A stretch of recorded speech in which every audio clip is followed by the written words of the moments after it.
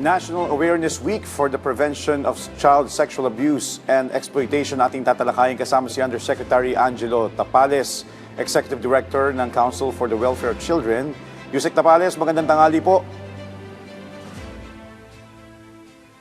Batang tanghali po, Sir Jeff Asequeng. Thank you for inviting the Council for the Welfare of Children po. Yusek, una po sa lahat, pakipaliwanag po, ano po itong National Awareness Week for the Prevention of Child Sexual Abuse and Exploitation ngayong taon? Ano po ang tema at bakit po importante na ipagdiwang natin ito taon-taon? Opo, yung pagdiriwang po na nabanggit nyo, Sir Jeff, yan ay tinatawag din na Child Sexual Abuse Awareness Week, para sa mga ibang tao, yan ang tawag nila. Actually, we are celebrating the 30th iteration of this celebration, and the theme of our celebration this year is really to emphasize the whole of nation approach of the government to address sexual abuse of children. So ako, ikaw, tayo, sabang laban sa child sexual abuse. So yan po ay talagang tinututukan ng ating pamahalaan dahil po talagang problema pa rin ang pang-aabusong sexual sa mga bata sa ating bansa. Yusek, gaano po ba kalala o kalaki ang problema ng child sexual abuse at exploitation ngayon sa Pilipinas? Ano po yung pinakahuling datos o trend na nakikita ng CWC? Opo, Asequeng, tama po, Asequeng, based on the data of the Philippine National Police Women and Children Protection Center, as of 2024 po ito, out of the 8,089 na reported child rights violations, ang rape at acts of lasciviousness po dyan ay 8,946. So halos kalahati po noong 2024 ng reported violence against children cases ay sexual abuse ng bata. So ang pinag-uusapan lang po natin doon ay yung actual or physical na sexual abuse, hindi pa po yung online complexion. Natalamak rin po sa ating bansa. Actually, yesterday we celebrated with the DOJ the Safer Internet Day naman, na ang focus is the online sexual abuse and exploitation of children. A little good news for our viewers today, kasi yung cyber tipline reports received for the Philippines from 2.7 million plus noong 2023, yan po ay bumaba ng 1.7 million plus na lang in 2024. But what is alarming is the advent of AI-generated child sexual abuse materials na globally, Asequeng, tumaas naman po ng 1,325%. So binabantayan po yan ng ating pamahalaan po. Yusek, balikan ko lang ng konti, nabanggit mo na 8,000 plus na kinasasangkutan ng reports na rape and child abuse. Ito po ba ay tumaas last year, 2024, kumpara sa 2023? Awa ng Diyos po, Sir Jeff, bumaba naman siya. Mula nung pagpasok po ng administration kasalukuyan, ang violence against children cases po natin ay talagang, I think, noong 2016, ito, tinitingnan ko ang datos natin, the reported VAC cases in 2016 is 23,816.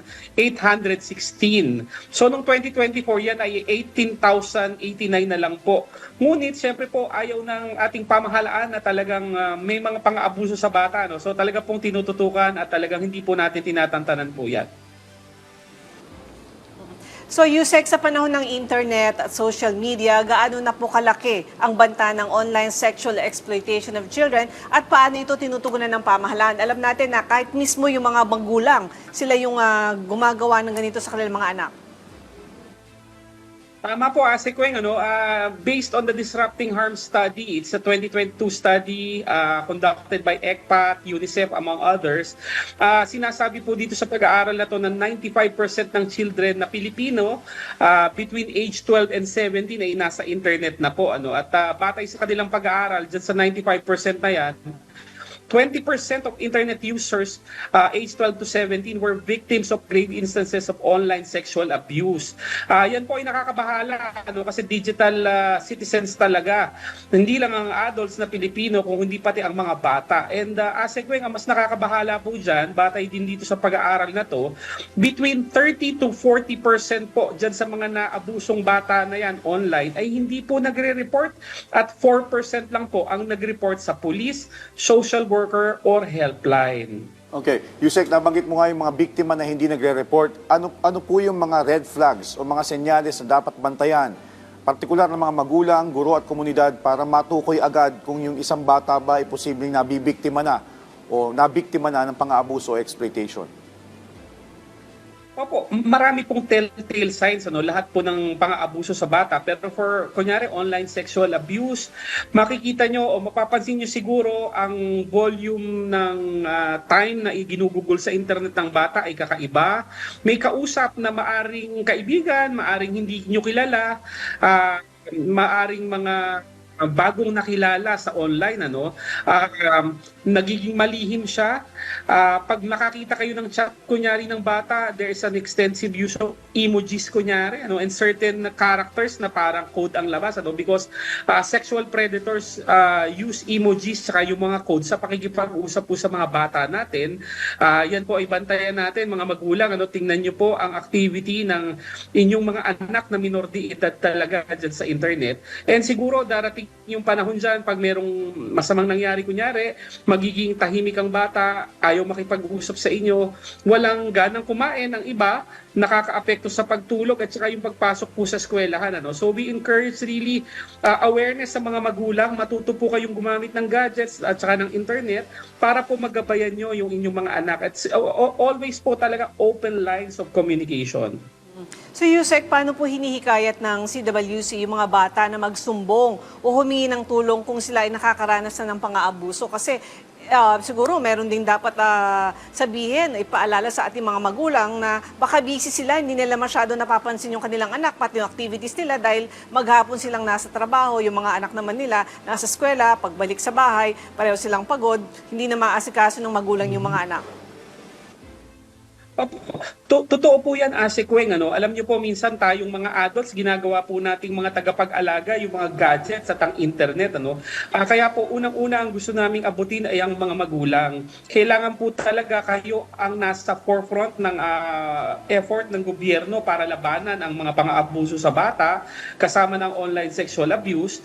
Kailangan po talaga mag-step up tayo. Para sa mga magulang man o sa mga bata, kailangan maging responsible digital citizens tayo.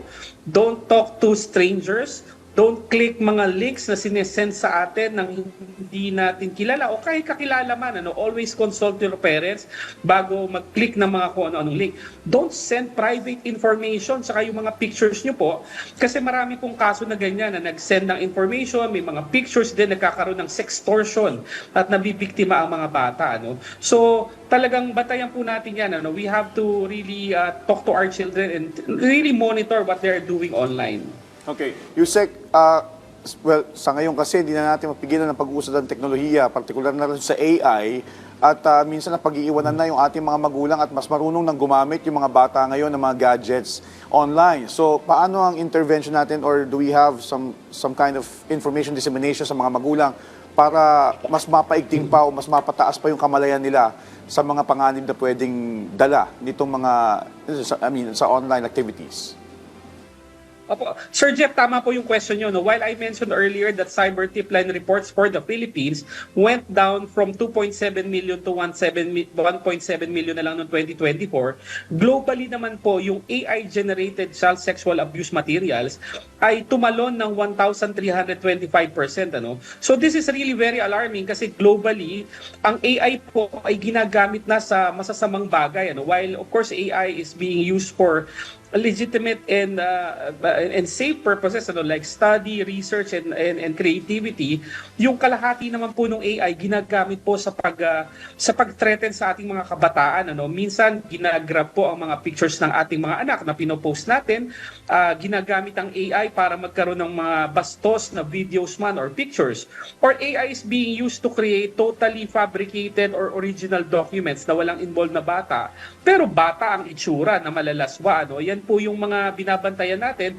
Meron din pong content naman or chat-specific programs na parang nagsisimulate ang pakikipag-usap sa bata sexually. Pwede kang mag-research kung paano mag-abuse ng bata o kapwa bata. So it's really alarming, ano? Kaya po mga mommies, daddies, ano, ang AI po kasi ay napakadaling gamitin. Some of them are inexpensive or some are even readily available for free online, ano. So bantayan po natin 'yan. Stop mindless posting of our children's photographs kasi po baka yan po ay magamit sa AI, ano. So be responsible when using the internet or cyberspace. Yusek, paano naman po yung koordinasyon para mapalaganap yung papel ng lokal na pamahalaan, ng mga eskwelahan at civil society organizations sa pagpapalakas ng child protection program sa mga komunidad?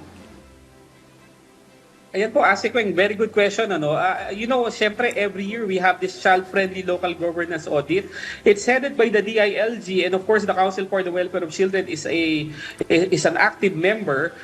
We are promoting child-friendly cities and municipalities talaga. No? We are auditing them to ensure that they have programs, projects, and activities for children. Unang-una na po yan.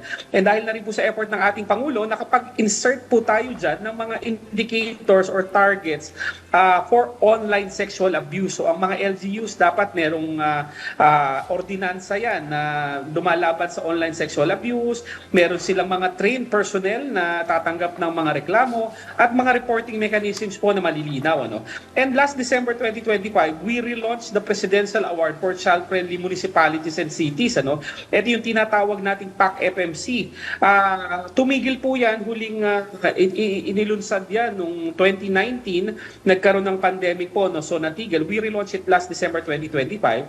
Ang nangyayari po dito, lahat po ng nanalo ng mga nag-top 3 sa Child-Friendly Local Governance Audit nagko-compete po do sa Presidential Award naman po. No? So yan po ay para paigtingin pa yung pagsigurado ng ating mga LGUs na ligtas ang ating mga bata sa subnational or local government unit level po.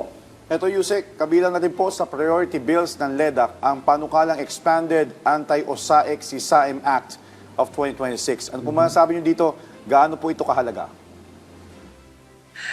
Very important po yan. Actually po, nung nagkaroon ng Senate Committee hearing po dyan, na andyan po tayo, kasama natin ang Department of Justice. And kahapon ho, habang nag-press conference po kami for Safer Internet Day, merong mga Department of Justice people naman na nakikipagpulong sa Office of the President para itulak nga po yan para maging priority agenda ng ating Pangulo. While 2022 lang po yung ating Anti-OSAIC CSAIM Act, yung Republic Act 11930, napapanahon pong ito ay rebisahin na. Dahil po mayroong mga emerging technologies like AI or iba't iba pang technology na kailangan po pong bantayan. Ang ating mga batas po, Sir Jeff Asikweng, hindi po dapat kasi naiiwan ng teknolohiya. So yung pagbinasa po natin yung revised version, there will be a clear definition of artificial intelligence.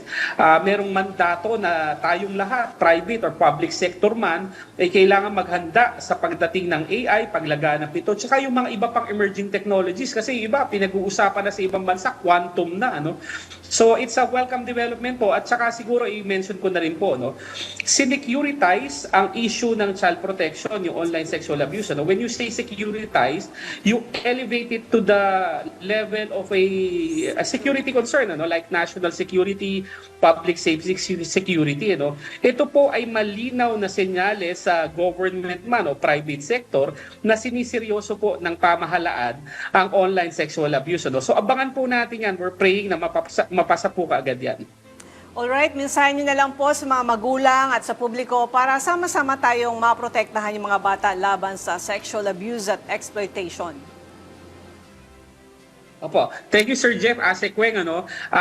Siguro bilang panghuling mensahe, mga magulang, mga nangangalaga sa bata, isipin po natin ang mga anak po natin na hindi natin pag-aari, hindi po sila extension ng ating pagkatao. Sila po ay may sariling karapatan na dapat bantayan. Kung merong mga reklamo, may mga violations, may mga nakikita kayo na nangaapi at lumalabag sa karapatan ng bata, huwag mag-atubiling tumawag sa Makabata Helpline 1383 ng Council for the Welfare of Children. No? 4 na numero lang po yan, 1383. Sabi nga po namin sa CWC, sa bagong Pilipinas po, bawat bata ay mahalaga. Kaya dapat po nating alagaan at protektahan sila.